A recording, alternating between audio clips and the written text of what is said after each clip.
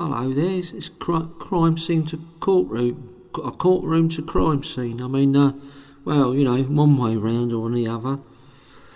It's quite late where I am. I'm in a secret location, and I was just looking at a very little known part of the transcripts. It's such a secret part of the transcript that nobody actually heard it. A jury didn't hear it, but I got sent it. It was something that happened when the jury was told to go out, but they kept on talking and they let me. I was up at looking over the court, and they didn't notice me there, so I could stay up there looking down on the court and looking at all the faces and reading the body language in the court, yeah, and I was reading through this bit of the transcript today because I was there for all 10 months, and I got an invitation up to Chester, to the Cheshire Police. I went into Detective Hughes's private office, and I gobbled him off, and he quite enjoyed it because I'm quite good at that kind of thing. And then we went down the pub, and he bought me a scampi and chips, but I still had a funny taste in my mouth. Anyway, I come back down to where I live, and I can't say where that is. I'm in a secret location.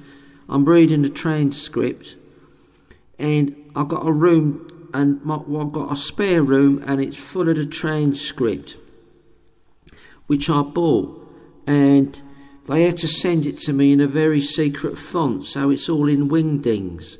So what I've got to do, I've got to translate it from wingdings back to English so I can read it to you. If you want to do any super chats, just click that bell down there and send me a super chat and buy me a coffee, and I'll read another page of this very secret part of the transcript. Well, anyway, I was reading the transcript, and I was thinking about body language and the way her face changed when she was asked a particular question, and there was there was a bit of sunlight coming through one of the windows of the court, and I could see it in the gallery from where I was, and it formed a cross of light across her head. And then I thought about the cemetery again, and then I went out there to the cemetery and I measured the distance, the average distance between all the graves, and I come up with a number, and it was the same number as all the charges on the indictment if you divided it by 43. But anyway, I thought that was quite interesting, and I might do a live all about that a bit later. I'm thinking of doing that, but I've been thinking about the Essex Boys murders again, but it just hit me reading this bit of the transcript. Do you know what? I think she was involved in that as well. I think she done Pat Tate down that lane in Rettington. Yeah, I'm not joking. This could be the biggest scoop of ever. I think that's why I was drawn to the Essex Boys murders, and then I was drawn to what happened in Chester, and I put them together. I put them together on my channel.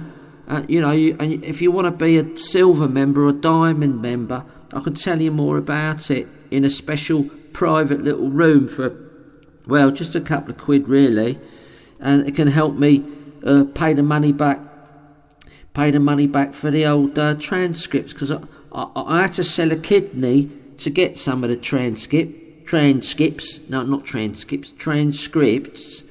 and I had to get somebody to read them for me because I've got some problems there, but and so that's what I've done. But I just realised that you know who, I'm not going to even say who, she was involved in the Essex Boys murders as well, and she'd done it, and I'm beginning to think that they weren't shot with a shotgun at all. I'm beginning to think that they had liver injuries due to trauma, and they were overfed milk. So when they looked at Pat Tate's body in the morgue, they found a very large amount of milk there, and I'm going to ring up Dewey Evans and ask his opinion about that. And when they looked at the body of Anthony Tucker, they found an embolism in his throat. There was an embolism in his throat. And how did that get there? How did that? I'm asking you how that got there. Well, it's early days, but I'm telling you, I'm really on to something here. So buy me a coffee down below. It's an expensive coffee. It's £9.99, but I like expensive coffees because I've got to pay for all these transcripts and a skip. I need to hire a skip to put all the transcripts in once you know the inevitable happens, and there's a reversal of the miscarriage of justice. But until that point in time, I've got to pay for this skip and the transcripts, scripts. I haven't got my teeth in. I can't speak tonight. But anyway, I'll tell you more about her involvement in the Essex Boys murder next time. But I'll do it as a private. So you just got to pay maybe, I don't know, £4.99, whatever you can afford.